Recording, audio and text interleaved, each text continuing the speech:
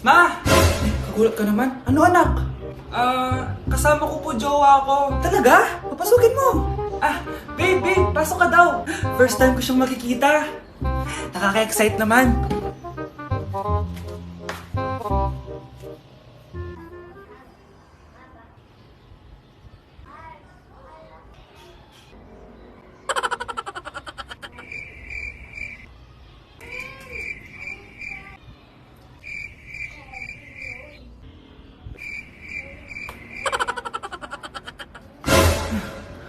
Anak! Ano ma? Matatagal naman ang jowa mo. Ha? Wala naman po akong jowa. Aba, niloloko mo ba ako? Halika dito. Nay, maniligaw ko nga pala. Hi tita, ako nga pala si Enzo, ang soon-to-be jowa ni Scarlett. Enzo? Anak, di ba yun yung anak ng mayor? Opo Nay. Galing mo talaga pumili anak. Mukhang magkakapera ako A few moments later. O sige, pumapayag na ako na maging jowa mo tong anak ko. Yes! Pangako tita, hindi ko papaiyakin si Scarlett. Pwede mo na akong i-kiss. Paps! May bayad ang kiss sa anak ko, ha? Nay, ano na naman yan? Aba, syempre. Ang mahal ng diaper at gatas mo ng bata, tapos libre lang. Ano naman? Tita, magkano po ba? Magkano? Eto price list. Holding hands, 200 pesos. Hug, 300 pesos. Kiss sa kamay, 500 pesos. Kiss sa noo, 700 pesos. Kiss sa lips, 1,000 pesos. At kung makikipag-date kayo sa isa't isa, 3,000 pesos at dapat sagot mo yung bill, ha? 3 hours lang yun. Kung mag-extend ka, pwede naman magbayad ng additional. At bawal tumawad. Pili ka na lang. Ngayong mahal naman, Diyos ko. Ano naman? Business is business. Kailangan ko ma-ROI mga nagastos ko sa'yo. Ito po tita, cheque. Unlimited kiss na yan na. Cheque? Kahit gumawa pa kayo ng 10 anak. 1 million ba to? Ano to? Idedemanda mo ko? Ano ba ginawa ko sa'yo? Oo, ipapademanda kita. Gagawin mo pa akong business mo, Wala ka namang business permit. Tsaka ang mahal naman ng mga presyo mo. Di naman gano'ng kaganda tong anak mo. Teka lang, joke lang yun Mahilig talaga ako mag-ganon. Isusumbong ko kayo sa tatay ko, Mayor. See you sa kulungan. Kukulong na naman ako. Anak? Yes po, Nay. Halika na dito, kakain na tayo. Sige po, Nay. Eto anak, kumain ka na. Anak, napapano ka? Nay, parang nangihina po ako. Anak, gumising ka! Tulong! Few moments later.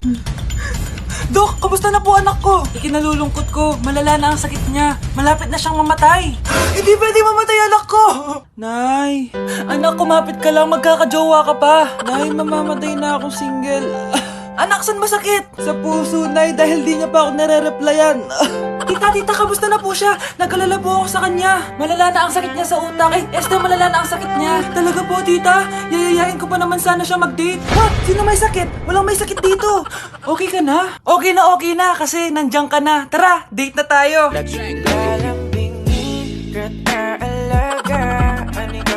Nay! Si tatay may kabit! Sinasabi ko na nga maniloko talaga yung tatay mo! Nakita ko po siya! May kasama siyang ibang babae! Pumadaan talaga sa akin yung tatay mo! Malalaman ko din kung sinong kabit mo. A few moments later. Darling, andito na ako! Saan ka galing? Galing ako sa trabaho. Bakit, darling? May kabit ka, no? Pinagsasabi mo? Alam mong ikaw lang mahal ko, darling. Talaga ba? Oo, darling, ikaw lang mahal ko. Tsaka pala, alis ako mamaya. May gagawin lang. Sige, ingat ka. 1 hour later. Darling?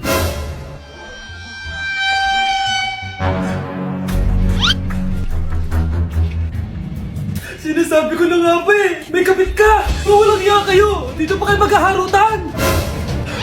Darling! Wag mo ako ba, darling! Mari!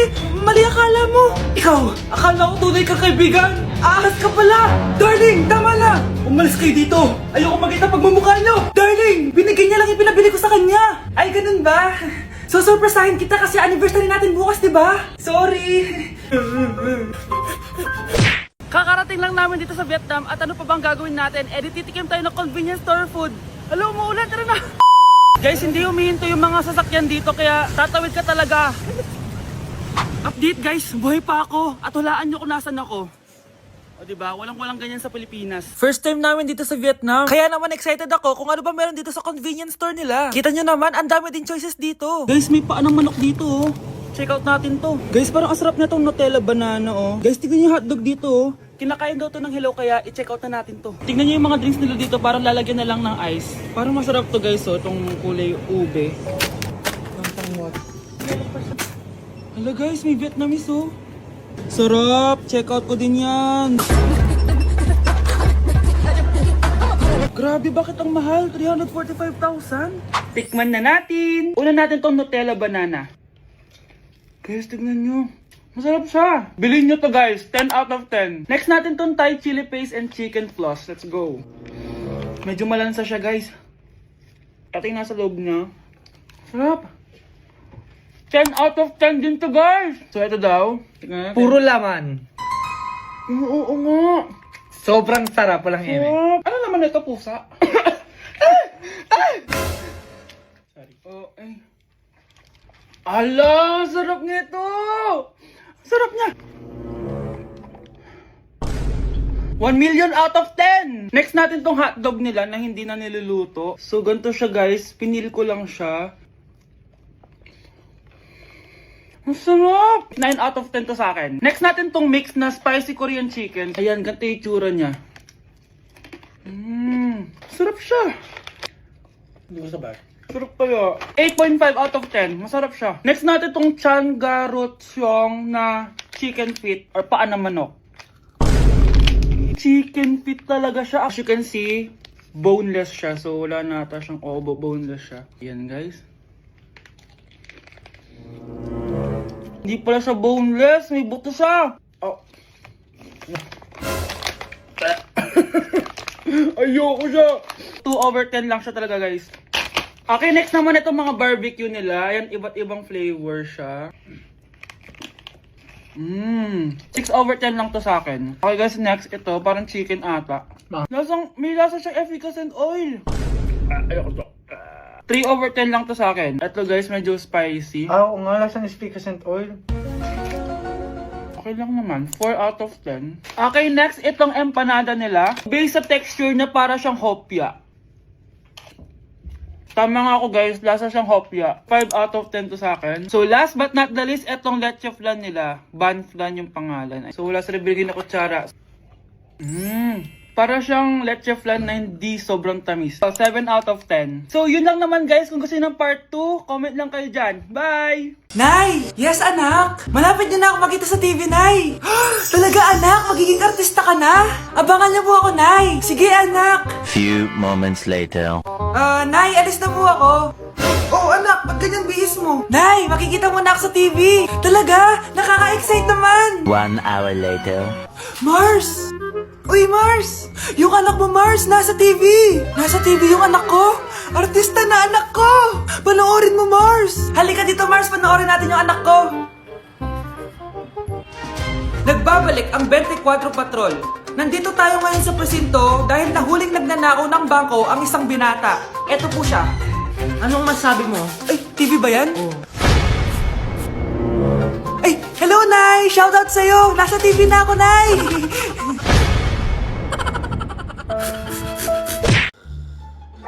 Anak, gumising ka na. Pasko na. Pasko na agad? Oo, bumaba ka na doon. Nandito na mga tita mo. Ah, sige po, Nay. A few moments later. Hi, Mare! Merry Christmas! Merry Christmas po, tita. Eto na ba yung anak mo, Mare? May boyfriend ka na ba? Wala po akong boyfriend. Study first po kasi ako eh. Study first o walang nagkakagusto sa'yo? Tignan mo nga sarili mo.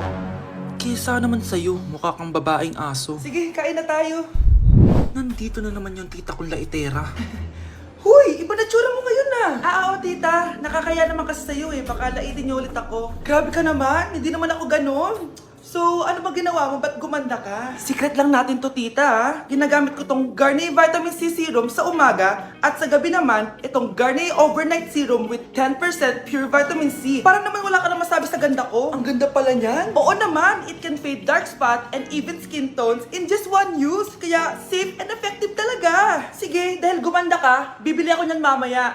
Bless po, tita. Bless you. Oh, anak, nandito ka na pala. Ang pogi pala ng anak mo, Mare. Siyempre, mana sa akin. Siya na ba si Mr. Right?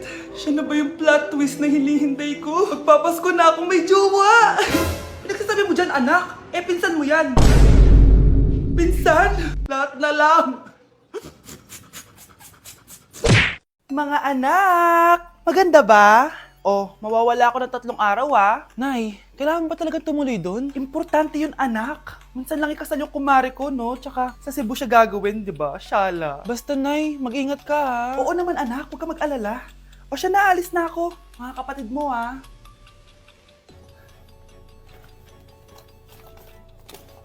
Saan yung wallet ko? Ay, kuya! Balik tayo sa bahay. Nakalimutan ko yung wallet ko. Ano ba yan? Maliliit na ako. Saan na ba yan? Ito. Ano ba yan? Oras na.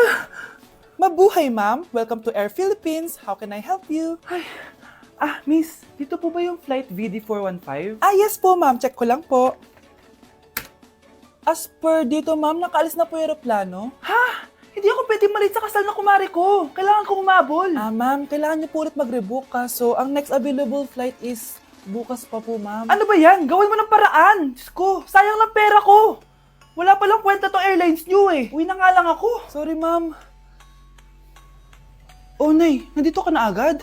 Akala ko ba 3 araw ka mawawala? Eh di ayun, naiwan ako ng aeroplano. Alam mo, parang pinipigilan talaga ako ng universe makaalis eh. Nay, buksan mo yung TV. Ha? Bakit? Breaking news! Nandito tayo ngayon sa site kung saan nag-crash ang flight VD415.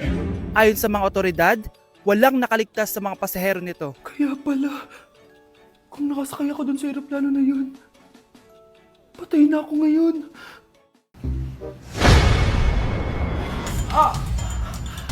Mahal! Mahal na mapalo ka, mahal! Natatay ka ba? Sumasakit yung tiyan ko, mahal! Manganganak ka na! Tara, dadalhin na kita kay kumare! Bilis, parang lalabas na! Few moments later. Mare!